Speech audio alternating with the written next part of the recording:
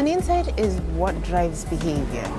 An insight is what makes people do what they do.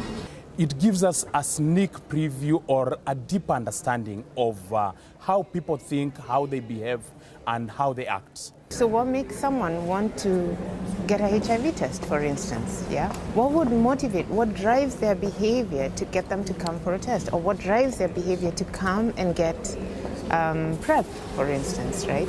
Truly identifying what the need is for the end user as opposed to what our assumption might be as a designer of products and services around that need. It's triangulating multiple data sources and multiple types of research and multiple methodologies in order to really get to deeper insights and deeper understanding of users.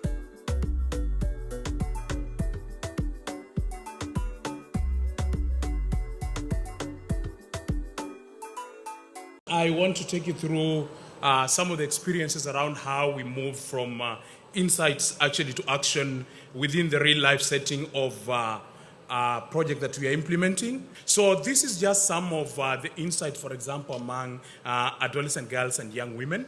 If we look at the first insight, for example, that if a teacher hits on me, I feel on top of the world. So we see two things from this insight. One, the transactional nature of these sexual relationships, but we also feel behind just the transactional nature of the relationships, we see the association of that most of the AGYW derive a lot of pride and satisfaction in having sexual relations with somebody of influence. If you look at the second insight about the fact that if you've been getting lifts, then you need to pay back, we see how actually transactional sex is also entrenched within this setting.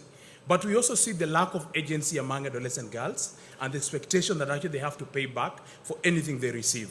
And finally, we look at the third insight around if another girl tells you she got those things, for example, phones or clothes without a man, she's actually lying, and that's the only way you can get things in life. And we actually see that in the minds of these adolescent girls and young women, the belief is that it is only through a sexual relationship that you can actually succeed in life.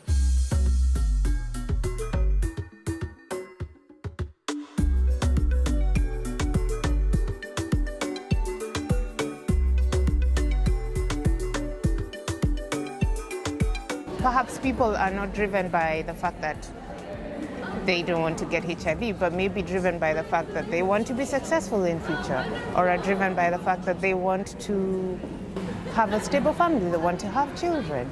So when we're thinking about talking to a young woman about HIV prevention, what is important?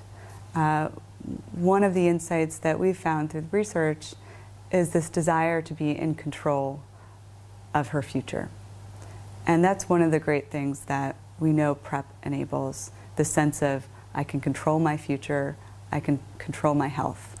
Many times we found that an individual would test, and then they may bring their partner or not bring their partner. And so we had this big message going around VCTs that says, you know, that a couple that tests together stays together. In the context of oral PrEP, when you do research, you're likely to see, for example, that there is low uptake of PrEP, or you are likely to find out, for example, that adherence to PrEP is quite low.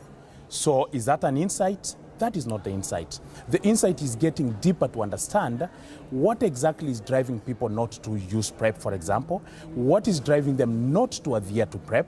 So that deeper and nuanced understanding of what drives their thinking, what drives their emotion, what drives their belief systems, that is the insight.